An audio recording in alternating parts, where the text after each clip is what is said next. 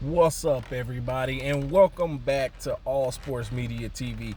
I am your host, KJ the Great, and we about to talk about some women's boxing for today.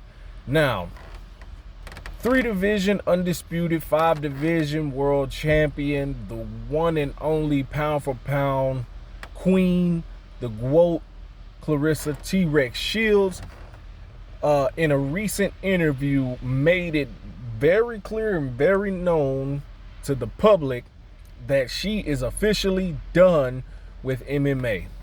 Done with MMA. Now, if you don't know, you've been living under a rock. Let me explain some things. Claressa Shields, a couple years back, signed a multi-fight, multi-million-dollar deal with the PFL.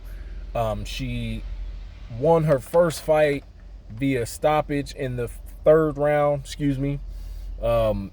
She spent, I think they said, upwards of 94% of the time on the mat. You know, it's the first fight. She had to learn. She was in there with an experienced grappler, not a great grappler, but, you know, just an experienced grappler who obviously had more experience in MMA than her. Then she had her second fight, which she lost via split decision to, I believe her name was Abigail Montez.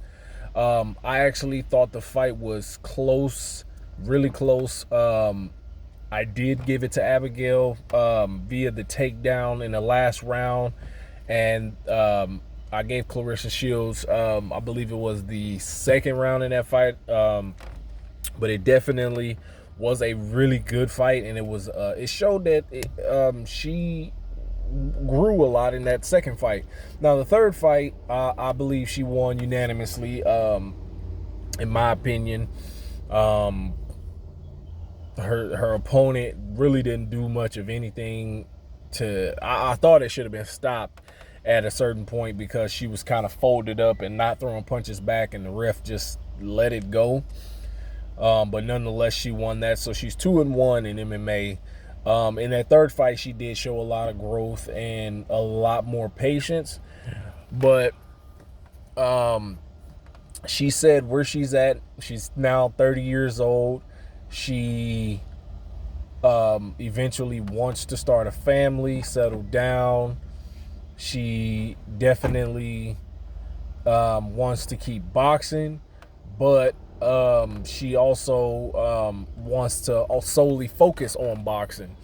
And also, she announced that she will be a free agent after her next fight, July 26th.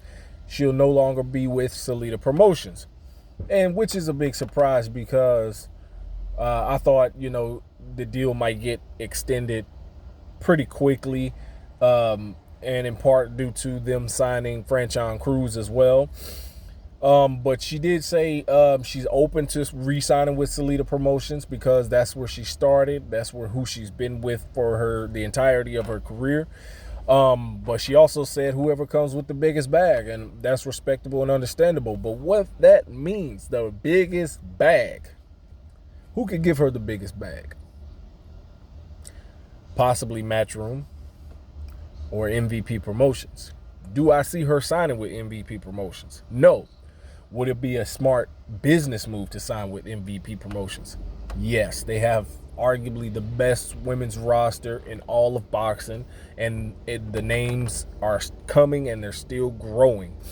Now, signing with Matchroom would definitely be a great deal for her. It'll give her a chance to further her fan base and growth overseas as well. But in order to do so, regardless of who she signs with, I believe she's going to have to come down and wait. Now, she did say for the right price and right fight, she will go to 147. Okay, perfectly fine.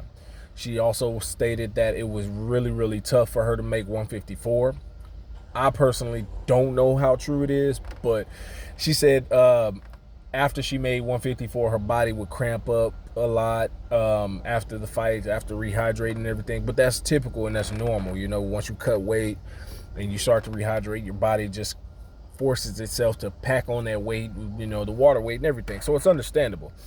So I get it, at the right price, the right fight, right name, whoever, whenever, she could do that. But I really would hope that she is considerate of signing with MVP Promotions, due to the fact, as I mentioned before, they have a star-studded women's roster. I mean, they just signed Savannah Marshall. They got Shadacia Green, Chantel Cameron, Amanda Serrano, Katie Taylor. I mean, not Katie Taylor. Alicia Baumgartner.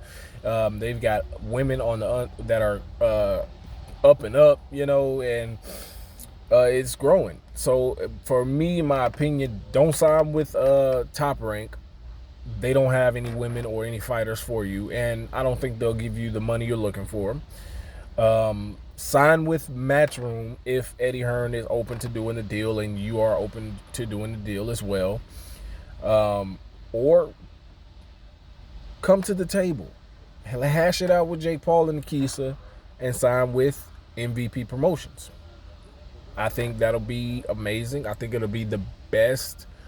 Those two will be the best options. And she was mentioning about the narratives that get pushed and controlling the narrative. So you can sign with them and dictate the narrative more. That's just my opinion. Let me know what you guys think in the comments. Peace.